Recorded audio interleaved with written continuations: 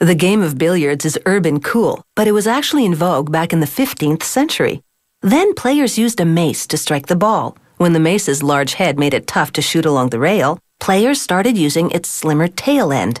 This led to the invention of the cue stick, so players didn't have to worry about getting the right end of the stick.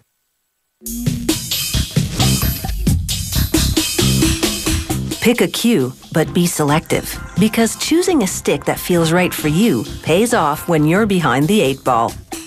To make the butt or bottom section of a cue, they start with a block of expensive bird's eye maple.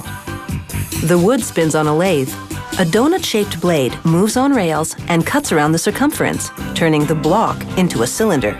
As it cuts, the shavings are vacuumed away.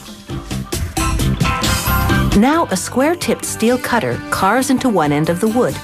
It makes a groove that will be used to attach the butt's forearm to its lower part. He slides a black plastic ring around the rim and glues it down. It's decorative, but it will also give the cue some stability. Next, he brushes glue on top of it to attach another ring. This one, made of a nickel-silver alloy. He screws the forearm into the lower part of the butt. Glue oozes out of the joint as the screw tightens. The forearm is now bonded to the lower part of the cue, making one butt piece. Then they employ a vertical CNC lathe. Computerized cutters move up on rails, precisely tapering each butt piece to the desired diameter. After that, another computerized tool called a CNC inlay cutter chisels geometric designs into the cue's forearm.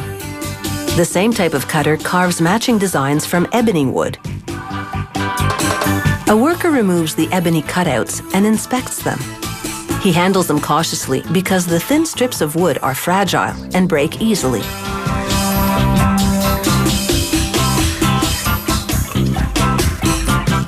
With a stick, he slathers a thick epoxy mixture into the cue stick's carved-out design. The ingredients of this high-strength glue are a trade secret.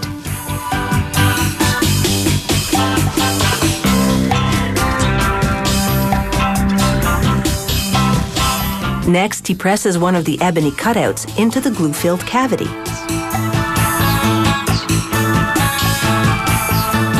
He fits a synthetic ivory cutout inside of the ebony one, pressing it down into the glue with big tweezers. He continues to build the design with another piece of ebony.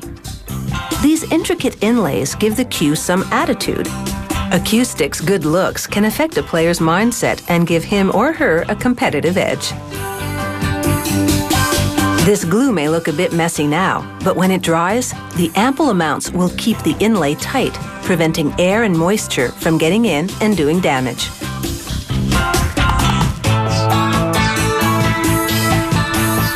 He inserts little pieces of synthetic stone as a final touch, and then presses all the pieces down with a wooden dowel.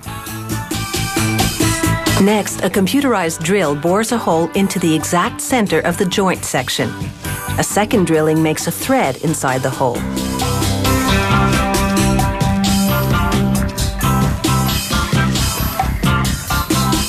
He screws a steel joint pin dappled with glue into the thread created by the drill, twisting it tightly with a special tool.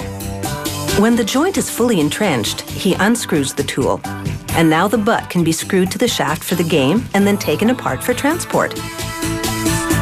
An automated paint gun sprays a clear varnish onto the cue sticks.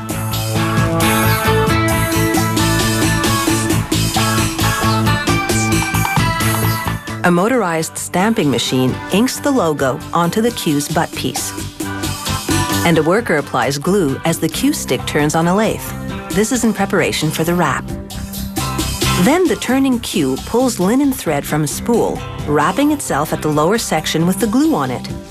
This linen wrap will make the cue easier to grip and will absorb moisture. They roll the cue stick up against a high-speed cloth buffing wheel to give it a shine. Now these cue sticks are ready for some serious competition in the pool hall. So rack 'em up.